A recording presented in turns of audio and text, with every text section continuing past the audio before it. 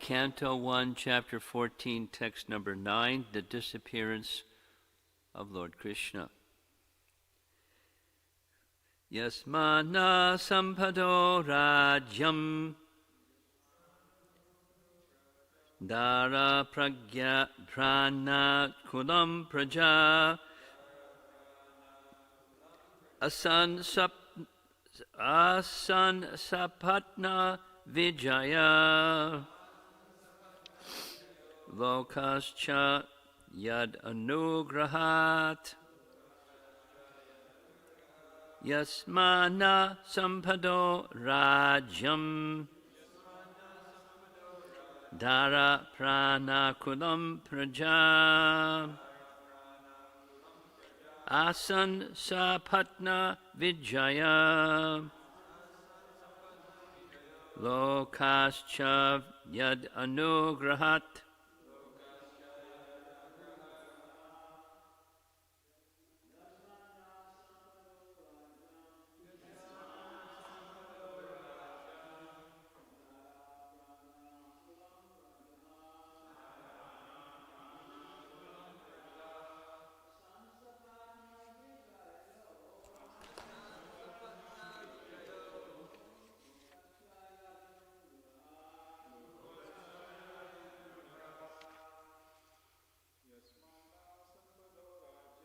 Yasmana sampado rajyam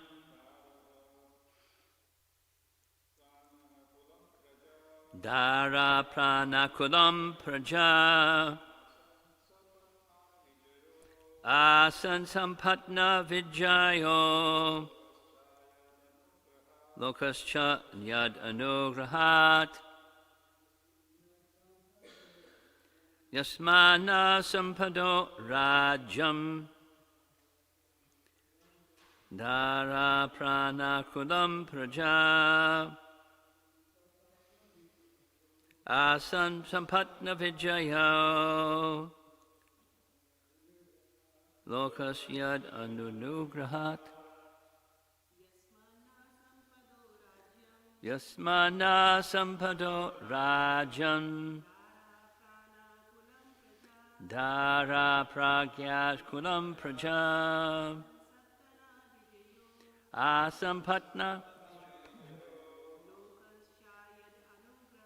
lokasyad anu yasmat from whom naha our sampadaha opulence rajyam kingdom dara good wives pragya the existence of life kulam dynasty pragya subjects asan have become possible sampatna competitors vijayaha conquering lokaha future accommodation in higher planets cha and yat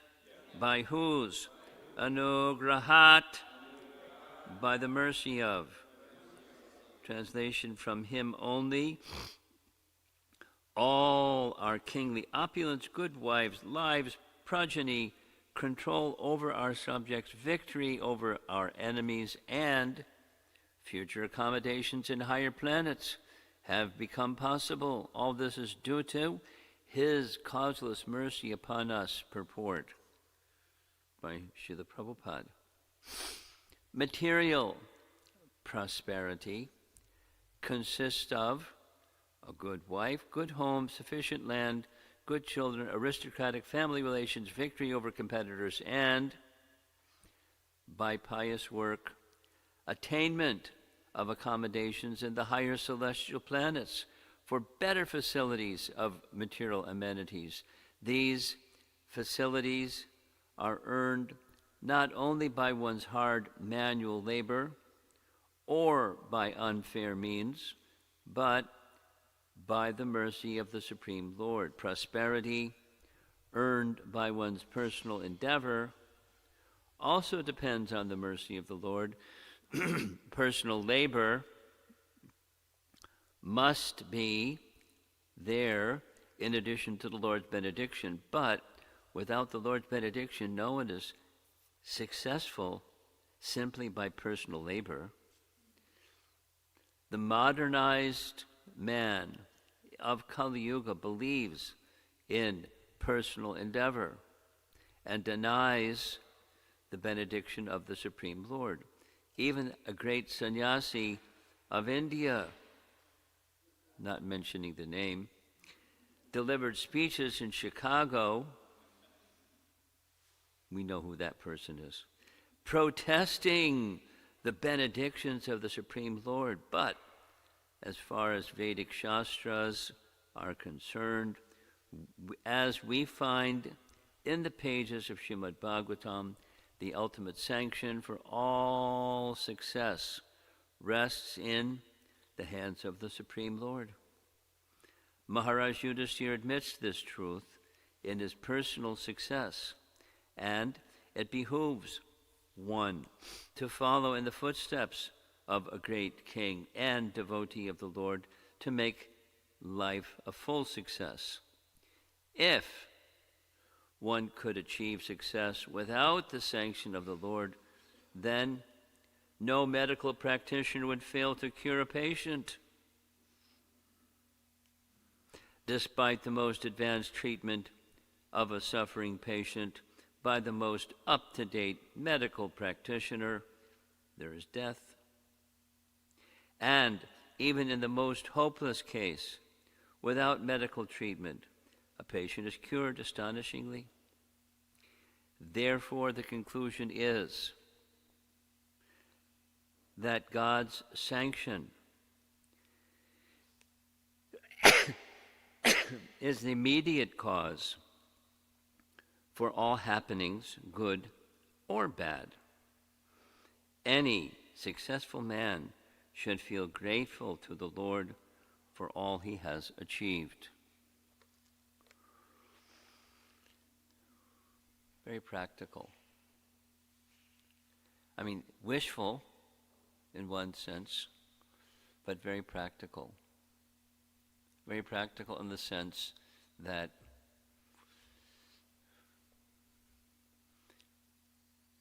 is anybody in this world that would volunteer, I don't want to be happy? Everyone would volunteer. Would you like to be happy? Yes. And then what's the standard of happiness? By the way, that's a topic I'm being asked to speak about somewhere in UT Austin. What's real happiness? So there's a material, then there's a spiritual. And even the material is not dependent upon, even material is dependent upon the facility provided by the Supreme Personality of Godhead, exactly as Prabhupada is indicating. Material prosperity. Dharma, artha, kama, moksha. The kama, that's the standard of happiness for the materialist. These fourfold purusharthas. Where does economic development or prosperity come from? Dharma, and then artha, and then kama. So material happiness. So without dharma,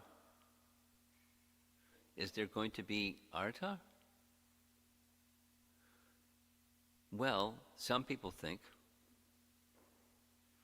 And those some people that think, by the school of hard knocks, they find out otherwise. So time will tell, but those who are wise, and Yudhishthira is one such wise person, there's been, during his reign as the emperor, there's been prosperity, and he gives a list of material facilities that bring prosperity. not necessarily happiness, but prosperity. And with the symptoms that Krishna has left, he is anticipating all of that's going to be taken away, because it was Krishna's presence with the Pandavas and on the planet Earth that made that prosperity possible, material prosperity. Now, leaving aside the spiritual prosperity, but all of these items are including attaining a heavenly planet after this life. Now, that's not the destination of the Pandavas, but for those that are materially calculating personalities, that's an important upgrade from this life to the next life. And how is that made possible? Of course, materialists don't even accept there's a life after death.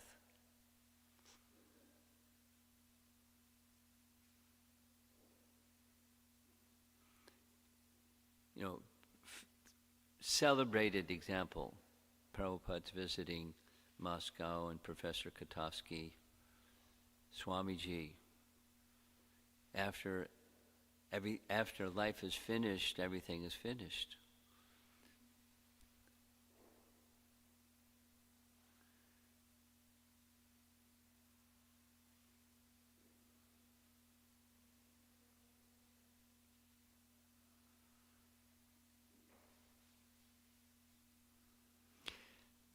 I'm going to tell a little story. Bhagavatam story. Different, not a Bhagavatam story. There's a little parody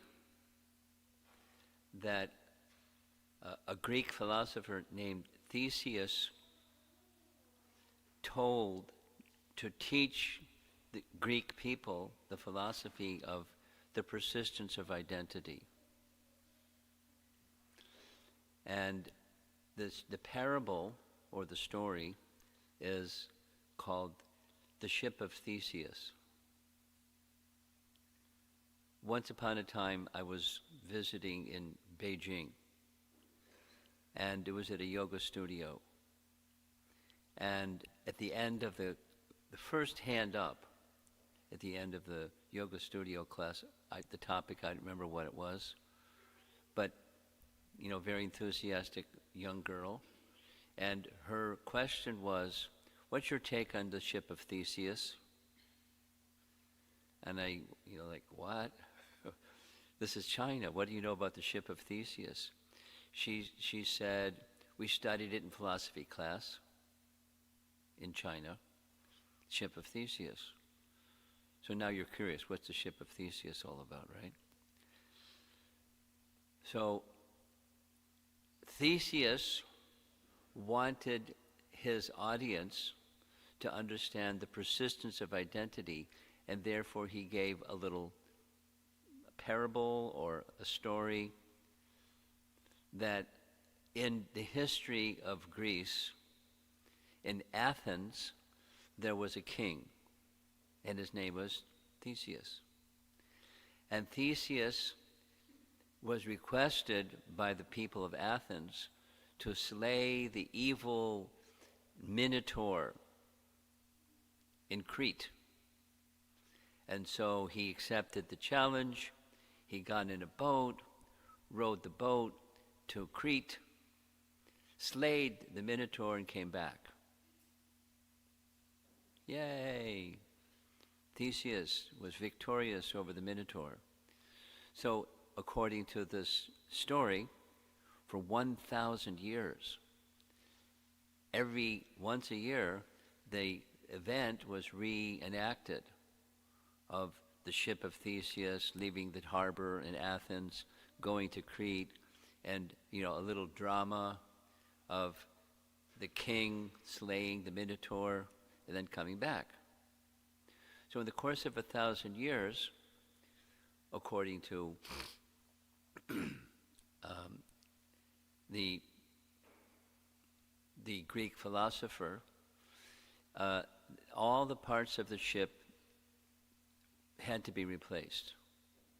So the ship that was in the harbor 1,000 years later wasn't the ship of Theseus, because he didn't ride that ship that was 1,000 years later, because numerically all the parts of the ship were the same, but it's not the same ship anymore.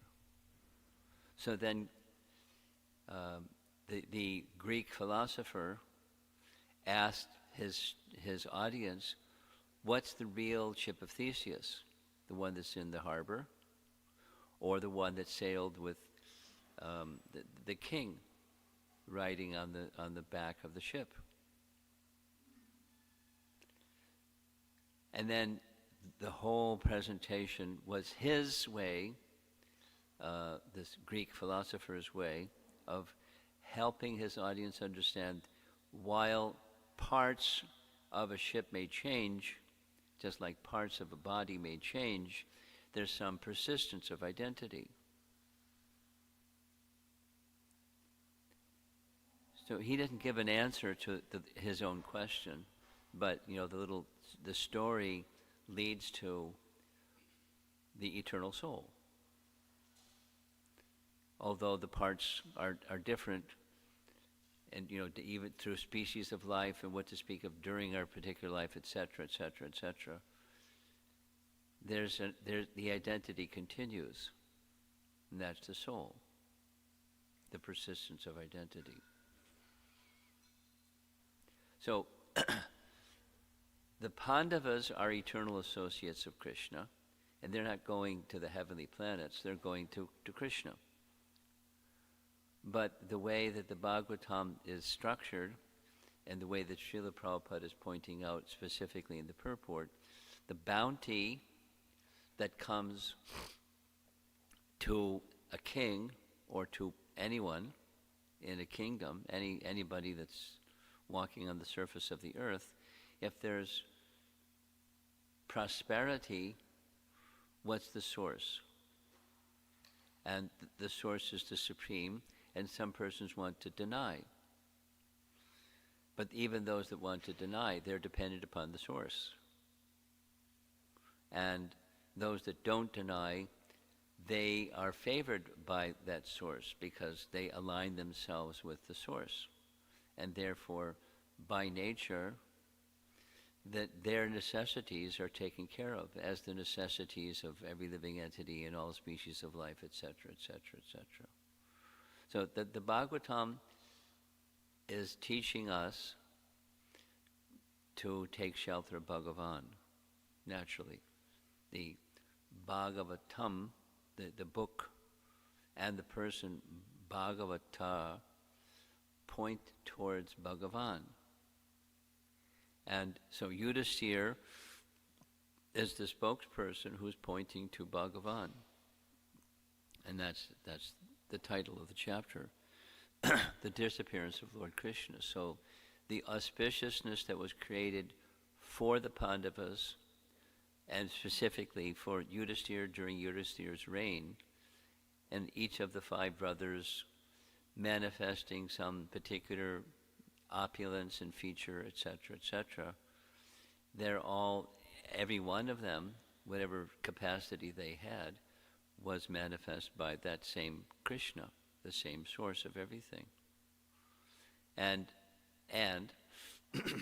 Yudhisthira naturally is very attached, not simply because he gets good stuff, but he's attached because of his relationship with Krishna, not just because he's a cousin, but because he's Yudhisthira, because he's a devotee of Krishna.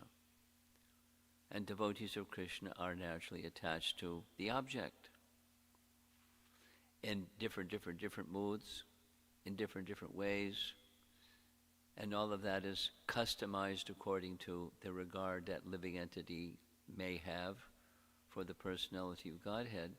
And the stimulation of our ecstatic love for Krishna is vicariously being displayed through the emotion and the intelligence, both, of Yudhisthira. And then what to speak of, finally, Arjuna comes, and Arjuna's smashed, devastated, crying. And, Yudhisthira can ask, what's wrong? But he knows what's wrong.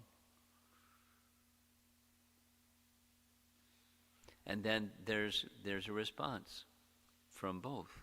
Like,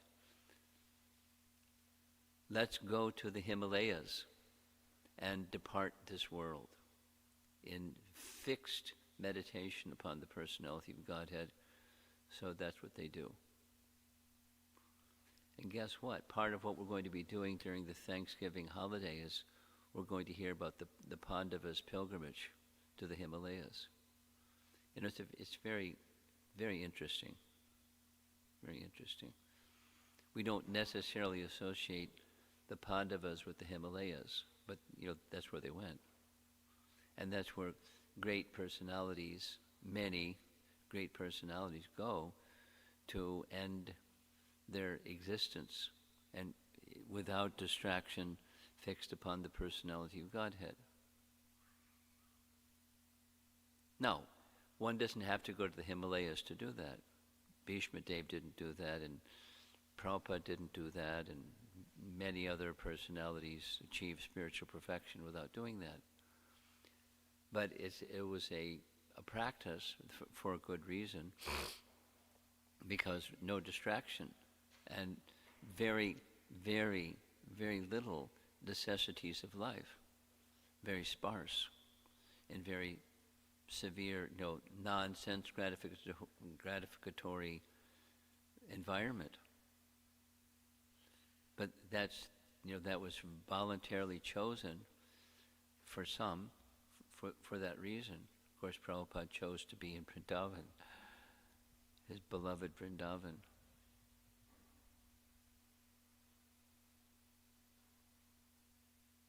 In the diary that Srila Prabhupada kept when traveling across the Atlantic Ocean to reach Boston, then New York, he was feeling separation from Vrindavan. And that's a scriptural injunction Rupa Goswami gives us. If one cannot reside in Vrindavan, then mentally one should reside in Vrindavan.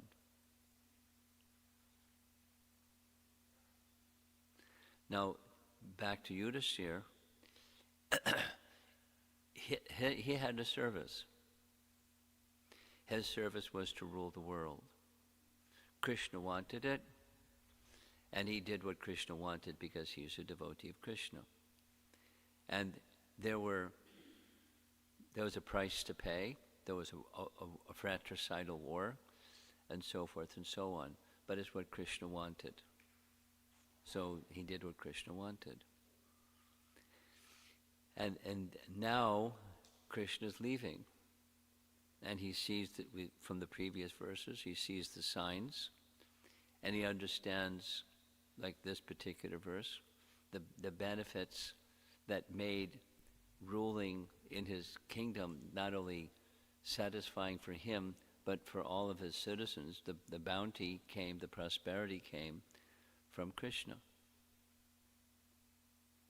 And now Krishna's gone.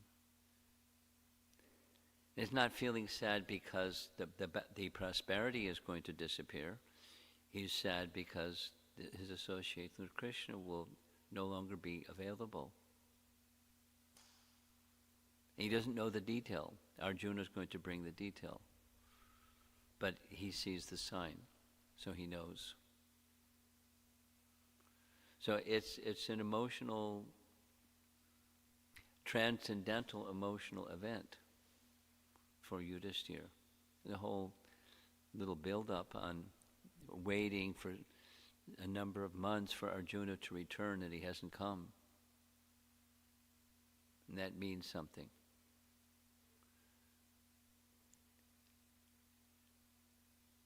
So because of the altar, as I asked Chaitanya Das, Gopastami. Let's speak a little bit about Gopastami.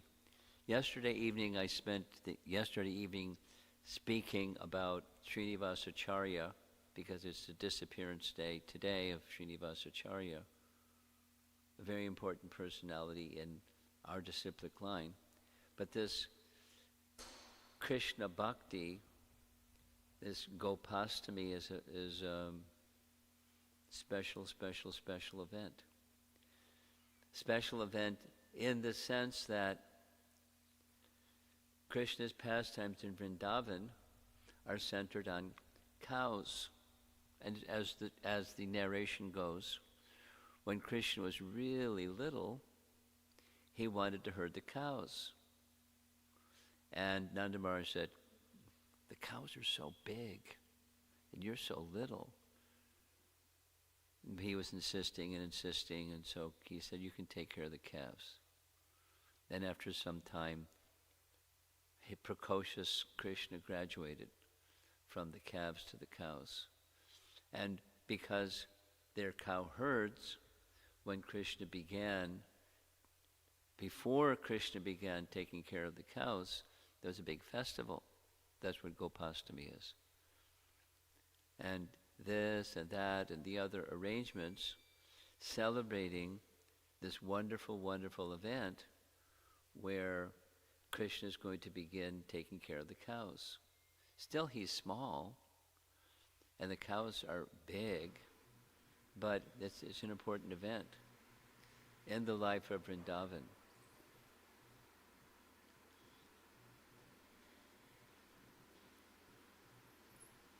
So there goes the life of Vrindavan behind the curtain. Let's just see if there's some discussion on this morning's class, text number 9 from Canto 1, Chapter 14.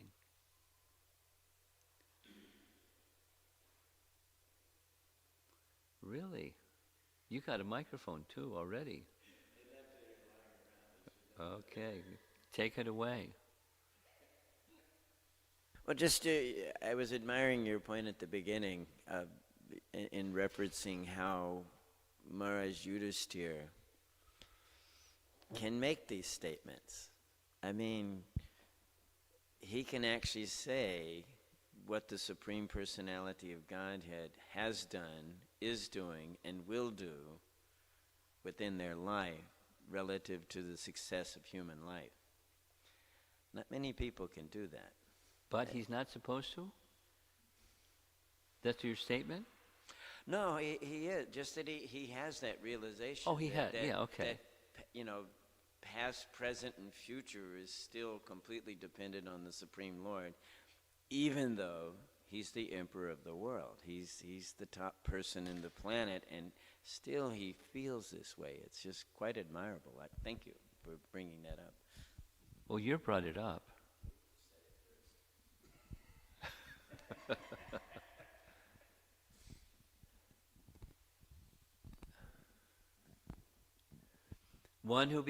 The statement that one who becomes the knower of Krishna becomes the knower of all things. The knower of all things doesn't mean that one is an encyclopedia, but all that is essential, one knows. That which is essential, one knows. Beyond the borders of an ordinary sense perception or an ordinary intellect. That which is one needs to know, one knows by the mercy of the personality of Godhead. So Yudhishthira, he's not just a nice fellow. He's the emperor, and emperors have abilities to see and understand things that others may not. Simply, it goes along with the territory if they're a qualified emperor. So he has capacity. And he knows what to do when Krishna isn't coming, or Krishna has already gone.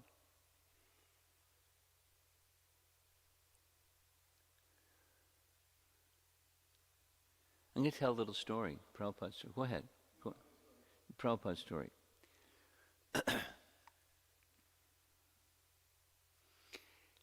There was a time when there wasn't a BBT. Before there was a BBT, it was ISKCON Press.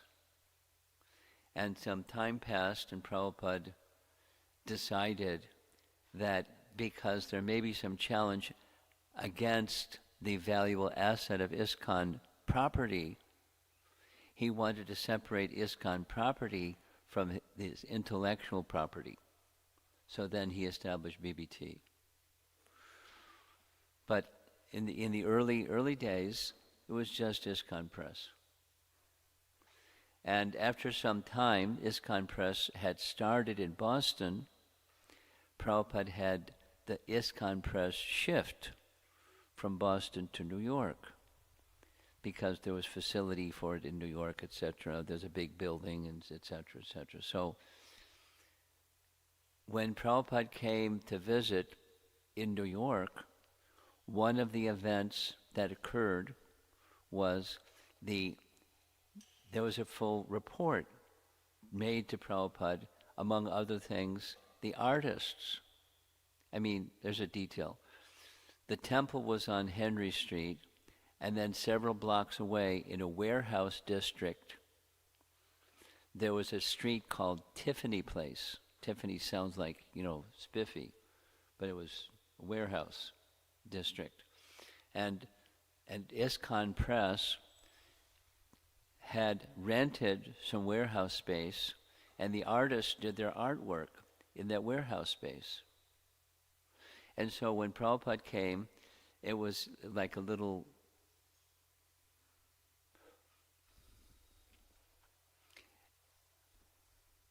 encouragement, to say the least, for the artists, that the artists brought the particular, like the actual easel and the frame, and brought it into Prabhupada's quarters, and one by one, the artists were called by Prabhupada to show their artwork, and they showed their artwork.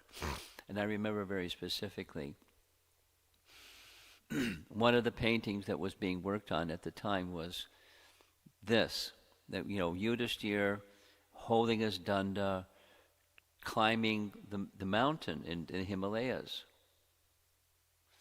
And Prabhupada commented that Kshatriyas don't take the order of sannyas.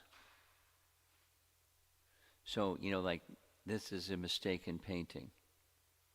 He didn't carry a danda because Kshatriyas don't take sannyas. They retire, but they don't carry a danda. They're not awarded sannyas. And then, he smiled and said, "That's okay, you can leave it." So that's what's in our BBT publication. Yudhishthira climbing the mountain in Himalayas and holding his danda.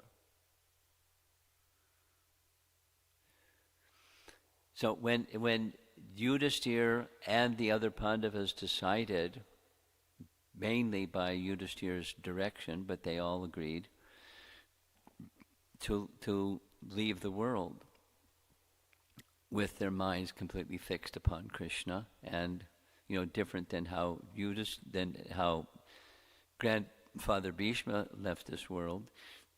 In principle, they did the same. That's a little Prabhupada story.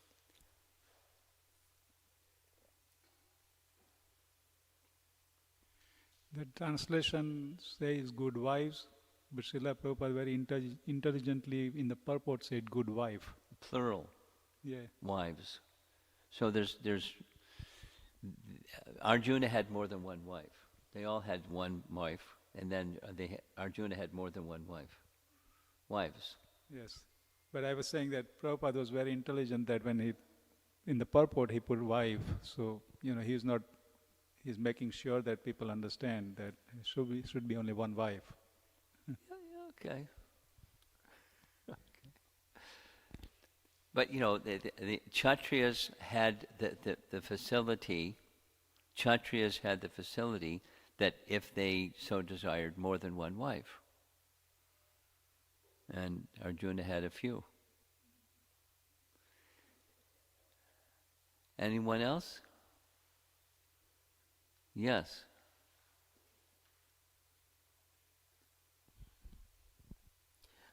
Hi, Krishna Guru Maharaj. Um, I have I have different question, not regarding the Same Bhagavatam class. question, Different question. different question. Actually, I was thinking as Kartik month is getting over, so one day I was thinking about that the mood in the Kartik month, as the Kartik month is devoted to Srimati Radharani, the mood is different when we do the service or even in the home when we do the service. So how we can continue this mood even different months also? Because all the months are basically Krishna made. Well, I'm not sure what your question is. During Kartik month, there's a particular focus because it's an auspicious month. And then when Kartik month is over, your question is how to maintain that mood. Well, it's not the same because it's not the same month. You know, let's say Janmashtami. How to maintain the mood of Janmashtami, 364 days. There's something special about the day. So it's not going to be the same. But so according to the Vaishnava calendar, just like, Gopastami, Chaitanya Das might say, how do we maintain the mood of decorating the altar as we did today for Gopastami? There's different days, different differences. The essence, appropriate. The essence is what will be pleasing to Krishna. That's Rupa Goswami's teaching. And be fluid. That is to say, after Kartik month is over, what's next? There's always something on our Vaishnava calendar, and you anticipate what's next, and you prepare yourself, and you do that which is next, and then next. And as time moves, the Vedic calendar moves, you move. You have to hold the same mood as the Kartik month. It's a very auspicious month. If you like, you can continue to offer the lamp to Damodar. You can do that. No harm. Very nice. But it's special because it's Kartik month. And as we discussed 2 evenings ago, there's long sections from Scripture about the importance of the glories of the Kartik month. And when the Kartik month is over, it's over. One can continue those activities, but the auspiciousness is invested in that month. So do those things in that month and get ready for what's next. Thank You you, want to Maharaj. add to this? Okay. You want to, you're fine. Anyone else? Yeah. Gopastami. So how do we how do we celebrate it in a special way? And How do we do what? how do we do it in a special way? Like How do we respect yes, Gopastami? yes. Just look at the altar. Any specific readings or any specific hearings? Or Well, you can read rather than reiterate. You can read what happens when there's a big festival, and in Vrindavan, because Nanda Maharaj is the king of the cowherds and his son is going to take care of the cows. There's music and prasadam and honorifics of many descriptions, yagyas and things that the brahmanas do to create auspiciousness, and I suggest that you read it. So that's what we can do. On Gopastami Day, we read that section and recall in our mind how the residents of Vrindavan are honoring the fact that Krishna is going to take up that occupation, their family occupation. It's a big deal. Okay? Behind you. thank you. No? You have something further? Okay, he was hesitating. You have something more? Okay, go ahead. Thank you very much, Maharaj. My question is also about Gopastami today. Okay. I was curious, what is the significance for some temples to show Srimati Radharani's feet on this day, and why has it been not approved by the GBC? Why has it not been? Or has it been not approved by the GBC? Has there been a ruling against that for some temples? Chaitanya Das, you want to answer this question?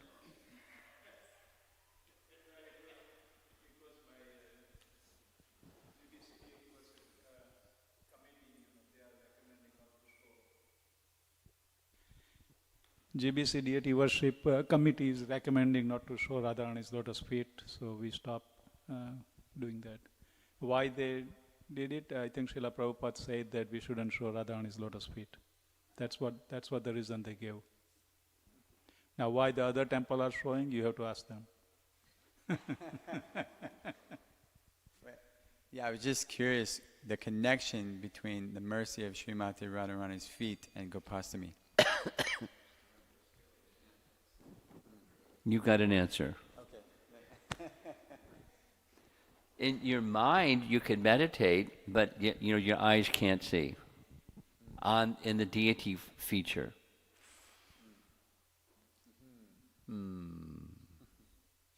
And there's a reason.